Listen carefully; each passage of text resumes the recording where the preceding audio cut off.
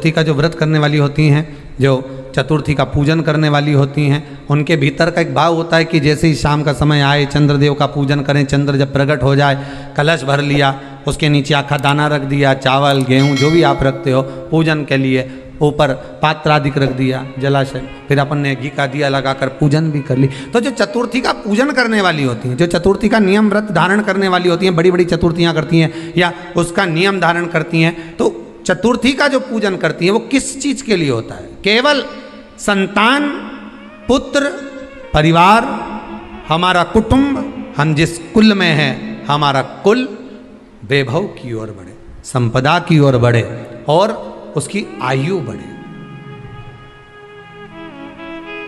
उसकी आयु बढ़े, वैभव बढ़े। बहुत ध्यान दीजिएगा महाराज, चतुर्थी की पूजन में जो आप आखा दाना रखते हो, गेहूं वगैरह कुछ भी जो भी रखते हो, उसकी बड़ी महत्वता होती है महाराज। यहाँ तक कहा गया है, चतुर्थी की कथा तो आप लोग पढ़ते होंगे, जो लोग पढ़ते हैं उनको मालूम होगा, चतुर्थी की कथा में लिखा है, चौथ माता के व्रत में वर्णन किया गया है कि वो आखा दाना जो रखा जाता है, मान लो कोई जरूरी काम होता है तभी आखा दाना को रखा जाता है, संभाल के रखते हैं कि हम इस काम के लिए जा रहे हैं और हमारा ये कार्य सफल होना चाहिए। तो जिसने चतुर्थी का व्रत करा है, जिसने चंद्रदेव का पूजन करा, चतुर्थी का व्रत करा, वो गणेश जी से विनती करके वहाँ से 2-4 आखा दाना उठा ले, और जो व्यक्ति का काम अटक रहा है अपने ही घर का, पर दूसरे कुल को नहीं देना, अपने ही कुल के अंतर्गत जो काम अटक रहा है उसकी जेब में, उसके पल्लू में उस चीज़ को रख दिया जाए।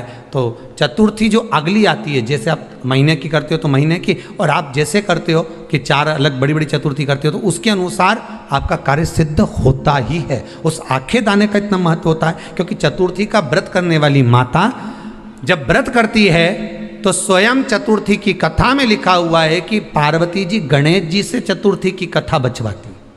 चतुर्थी की कथा बाची किसने थी? स्वयं गणेश जी महाराज ने। और सुनी किसने थी? माता पार्वती। बाचने वाले गणेश जी थे, सुनने वाली माता पार्वती थी।